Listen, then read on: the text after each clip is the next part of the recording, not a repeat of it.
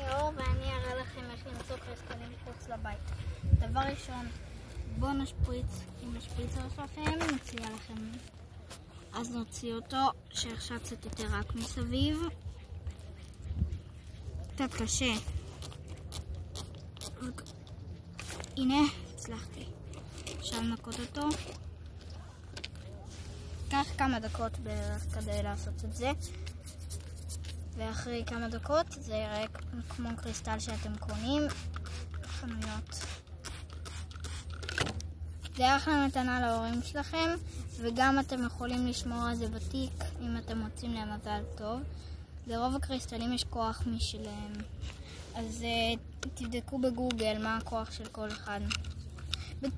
אף אחד לא יודע אם זה אמיתי, אבל זה יותר כוח.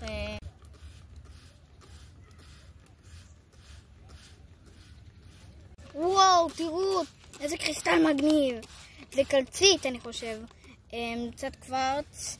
בואו נראה מה יקרה שאני אנקה את זה עוד יותר. אז אנחנו נראה לכם את זה שזה יסיים.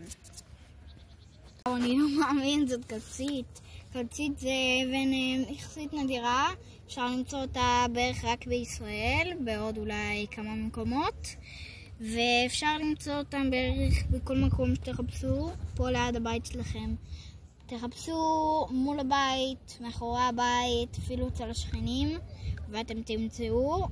עכשיו לכו לחפש חברים. טוב, ביי.